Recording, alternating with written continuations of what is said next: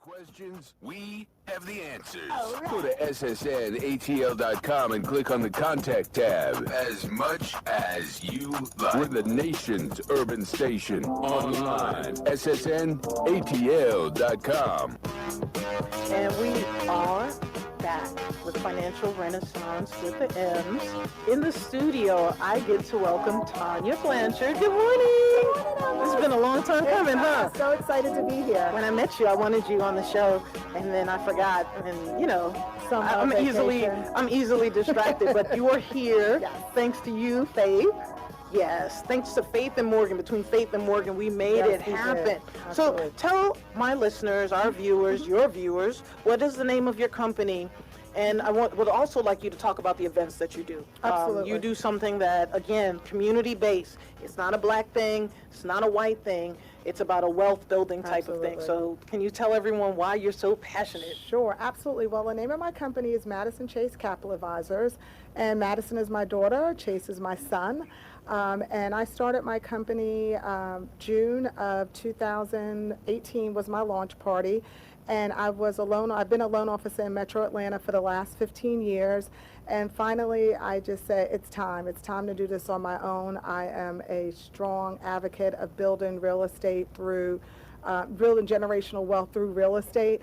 And that's why I created Madison Chase Capital Advisors. Right now, we're just licensed in Georgia and Florida.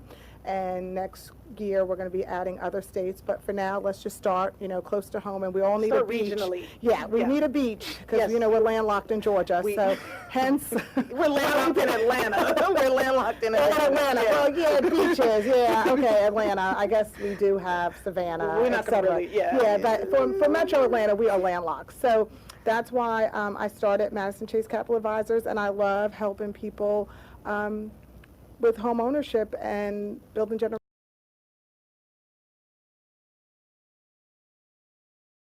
Other other entities. And when you're working for other entities in corporate America, you see a lot of stuff. And you really do see that the love really isn't there. The love is for the almighty dollar, and there is a lot of times the morals are gone.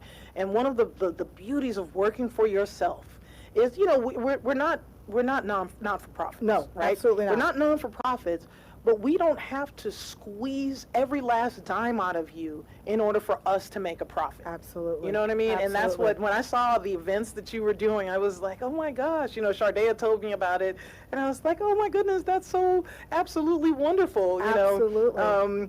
Well, so let's talk. Let's go into the importance of home ownership, because we were talking about building wealth, and one of the first steps in most families of wealth building is usually that first home. Yes. Right. So how important is home ownership to you, or what would you say? I think home ownership is so extremely important, and a lot of people don't really realize what home ownership does to children. What it feels like as a parent to say, and I was divorced, I was married for 10 years, I divorced with no alimony, no child support. Women, just while you're out there listening, money isn't everything, so I said, we've been married for 10 years, you're a good dad, let's just split expenses. And but when I bought my house 3 years after my divorce, my son was 6. And he's now 20. And it's nothing like having your own room. If they color on the wall, they're going to get in trouble. There's no neighbor saying, can you tell them to be quiet? But more importantly, I think it gives them such stability and love. And, they don't know how hard it is some months to, I've been doing this for 15 years, so I went through the recession. I bought my house January. Right, but I always said, I belong to the kingdom, not the world. So as long as you keep on focusing on your business and doing the right thing, I think you have to have integrity. So for home ownership, I feel like it's so great for the family. I think it's great for, people when they get out of college.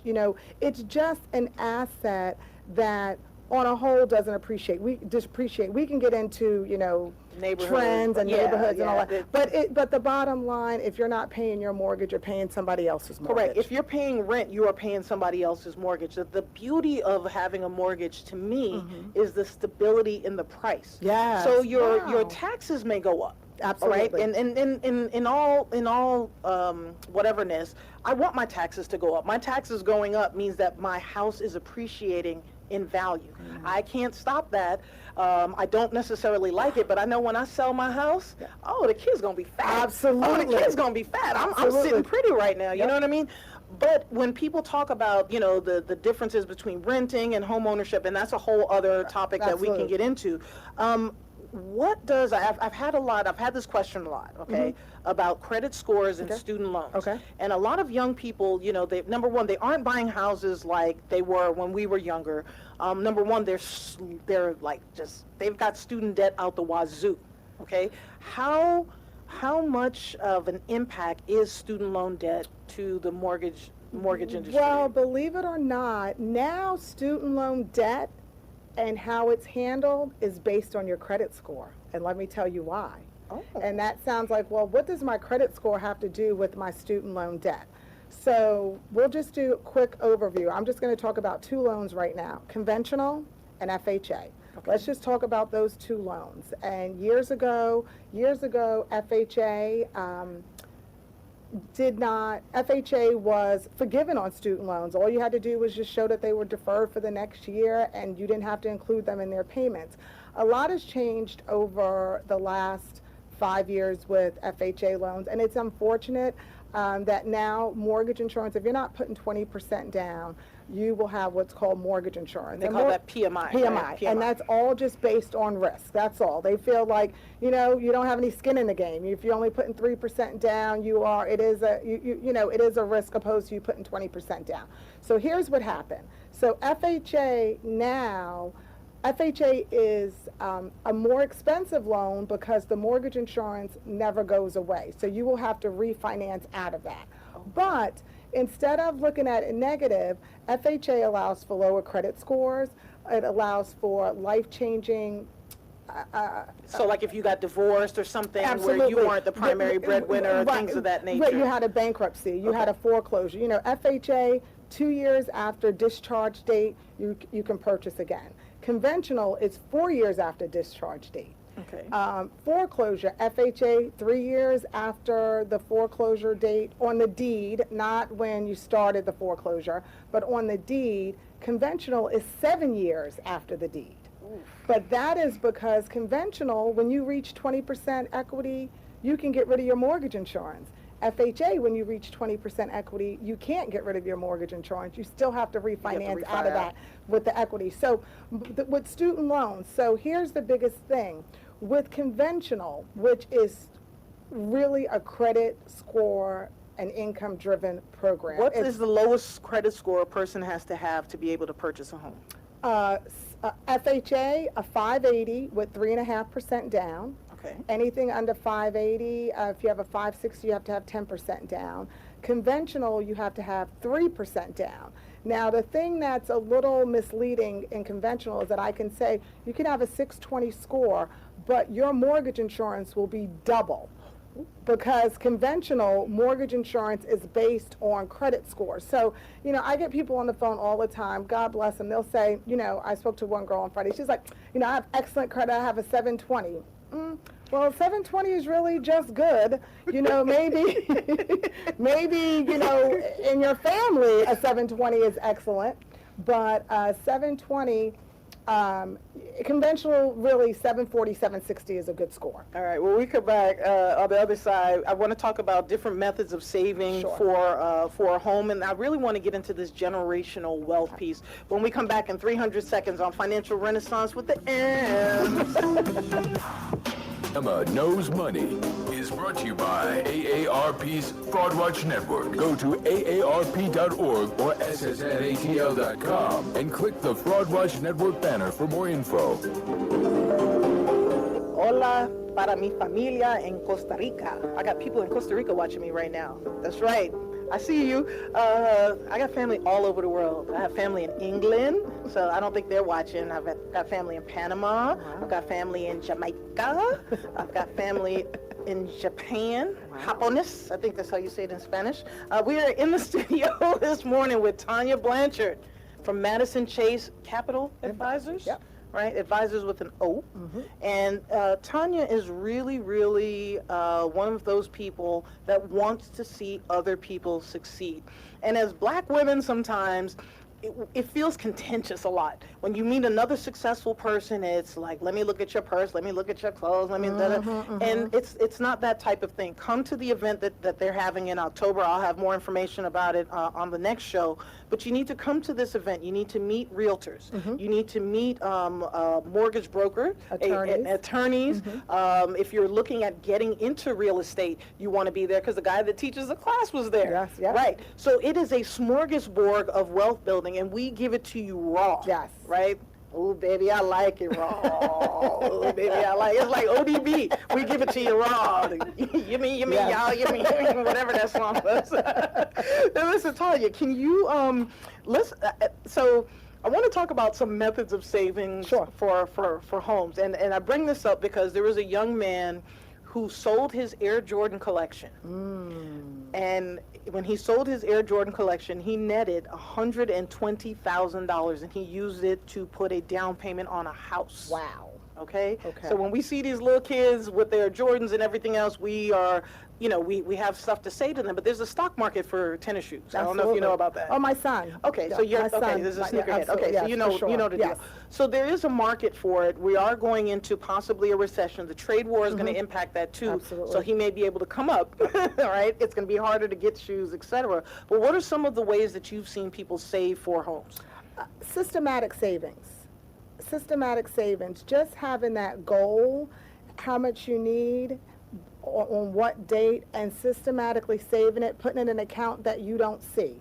Putting it, if you bank with X, Y, and Z bank, do not have your savings there. Do it at one of those online, even one of those online FDIC insured, but have it automatically just come out of your account. Automatically taken out. And then before, as you're doing that, I always say to people, because the first thing they're going to say to me, Emma, is, oh, what do I qualify for? I don't really care what you qualify for. I need your comfort zone for your monthly payment. Because it doesn't matter that you can afford a $500,000 house if you only want to spend $1,700 a month. Okay. And when I say your payment, I'm including everything: taxes, principal and interest, taxes and insurance, mortgage insurance if you're not putting money down, and HOA.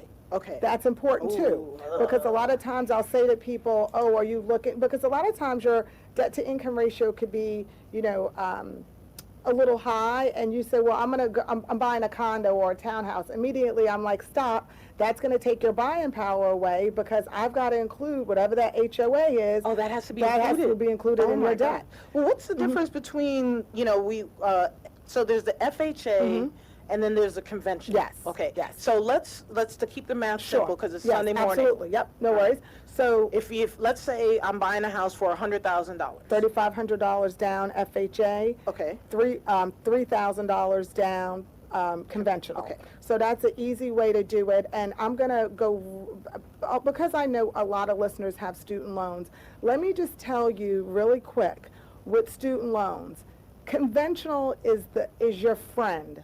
When you've got that $100,000 in student loans, but you're on an income-based plan and your payment is only $50, it's beautiful. Not beautiful really in paying off the debt, but beautiful for qualifying for a loan. So with conventional, I literally just take that $50. I have to get documentation that that's what your payment is. We're fine. FHA, it's another story. FHA, now I've got to take 1% of that balance. Of the student loan balance. So if it's $100,000, now I have to count $1,000 against you. Oh, as a payment. As a payment. Even as a payment, okay. Which is why the credit score is crucial. Okay. So FHA says either 1% of the balance or your fully amortized payment. So think about $100,000. Over 30 years, your payment's going to be at least $750. So maybe I can skim $250 off of that $1,000. So now I'm only counting $750 against you. So it's just crucial that you really focus on your credit scores before you apply for a mortgage. Awesome. I like that. And we will have a couple of conversations about credit scores and building them on the other side of the commercial. When we come back, Emma Knows Money and my top 5 news stories of the week.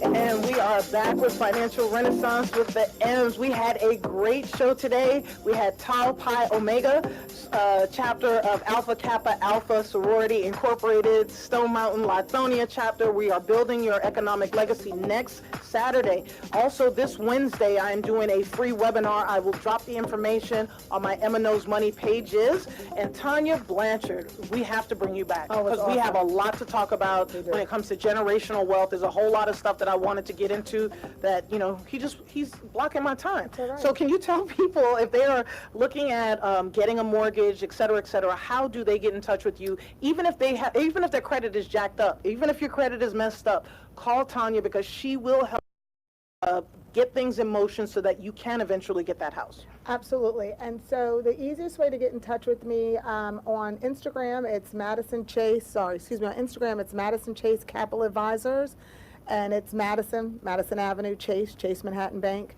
capital of the state, advisors, ORS. So it's Madison Chase Capital Advisors. Best number is 855-956-5626, 855-956-5626, and then on Facebook, I'm Tanya Brown Blanchard, but we also obviously have a Madison Chase Capital Advisors. Now, what about this event that we're doing? So the event that I'm doing is going to be at City Winery. It's called Meet the Broker. Well, because I can't have the fabulous Emma on the date that I selected. I'll be with the mayor. She'll be with the mayor. So we're gonna put a new calendar. We're gonna do a new date on the calendar. But we are here to. You can DM me. You can info@mccapitaladvisors.com. No with pictures any questions. in the DM. Questions only. Yeah, questions, please. Questions, please. And I'd love to help you build generational wealth through real estate for your family. And listen, if you found value in anything that we had to say today, all I ask of you, we're giving away information for free to help build our community. And our community is where we live, our neighbors, our grandparents, everybody else. Remember, the fate of our nation lies squarely on our shoulders. Yeah. So if you learn something today, remember, each one, teach one.